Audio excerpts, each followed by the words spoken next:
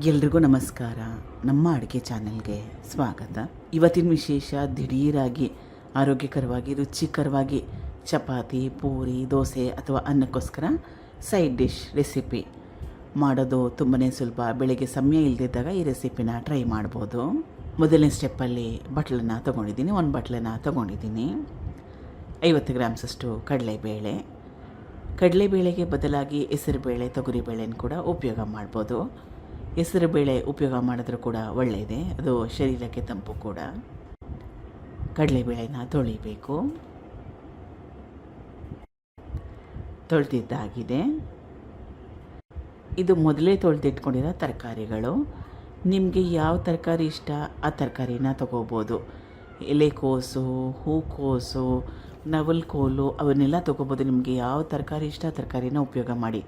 ನಾನು ಬೇಸಿಕ್ ಆಗಿರೋ 2 ಮುಖ್ಯವಾಗಿರೋ ತರಕಾರಿಗಳನ್ನ ಉಪಯೋಗ ಮಾಡ್ತಾಯಿದ್ದೀನಿ, ಕ್ಯಾರೆಟ್ ಮತ್ತು ಬೀನ್ಸು.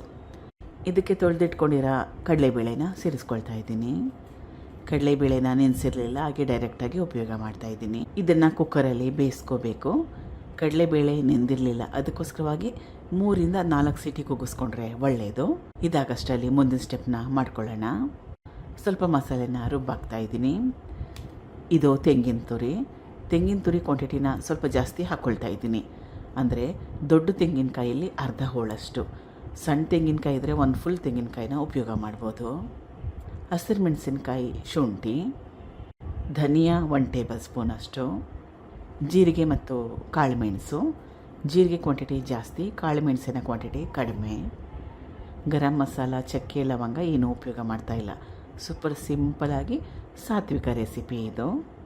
ಗೋಡಂಬಿ ಸುಮಾರು ಒಂದು 5 ರಿಂದ 6, ಸ್ವಲ್ಪ ಕನ್ಸಿಸ್ಟೆನ್ಸಿ ಗ್ರೇವಿಯಲ್ಲಿ ತಿಕ್ ಬರಲಿ ಅಂತ, ಗಟ್ಟಿ ಬರಲಿ ಅಂತ.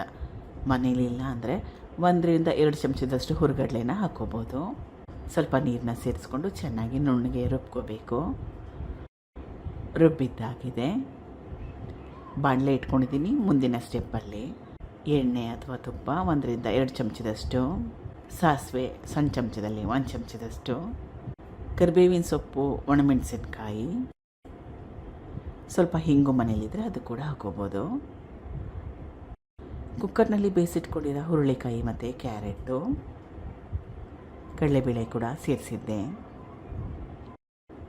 ರುಚಿಗೆ ತಕ್ಕಷ್ಟು ಉಪ್ಪು, ರುಬ್ಬಿಟ್ಕೊಂಡಿದ್ನಲ್ಲ ಅದು, ಚೆನ್ನಾಗಿ ಹಣ್ಣಾಗಿರೋ 1 ಟೊಮೆಟೊನ ಬೇಯಲಿಕ್ಕೆ ಹಾಕಿದ್ರೆ ತೀರನೇ ಸಾಫ್ಟಾಗಿ ಹೋಗುತ್ತೆ ಅಂತ ಹೀಗೆ ಹಾಕ್ಕೊಳ್ತಾ ಇದ್ದೀನಿ. ಬೇಕಿದ್ದರೆ ಬೇಯೋವಾಗ ಹಾಕ್ಕೋಬೋದು, ತರಕಾರಿಗಳನ್ನ ಬೇಯಿಸ್ಕೊಂಡು ಆವಾಗ ಹಾಕ್ಕೋಬೋದು, ಅಥವಾ ಒಣಮೆಣಸಿನ್ಕಾಯಿನ ಹಾಕ್ಕೊಂಡವಲ್ಲ ಅದ್ರ ಜೊತೆಗೆ ಹಾಕಿ ಎಣ್ಣೆಲಿ ಕೂಡ ಬಾಡಿಸ್ಕೋಬೋದು. ಕಲಿಸ್ಕೊಂಡು ಚೆನ್ನಾಗಿ ಕುದಿಸ್ಕೋಬೇಕು. ಅಚ್ಕಾರದ ಪುಡಿ, ಗರಂ ಮಸಾಲ, ಅರಿಶಿನ ಏನೂ ಬೇಡ. ಈಗ ರುಚಿಕರವಾಗಿರೋಂಥ ಚಪಾತಿಗೋಸ್ಕರ ದೋಸೆ, ಇಡ್ಲಿ ಎಲ್ಲದ್ರ ಜೊತೆಲೂ ತಿನ್ಬೋದು. ಸೈಡ್ ಡಿಶ್ಶು ರೆಡಿಯಾಗಿದೆ. ಸಖತ್ ಟೇಸ್ಟಿಯಾಗಿತ್ತು, ಸಿಂಪಲ್ಲಾಗಿತ್ತು, ರುಚಿಕರವಾಗಿತ್ತು. ಒಂದು ಸಲ ಟ್ರೈ ಮಾಡಿ. Thank you for watching. ಧನ್ಯವಾದ.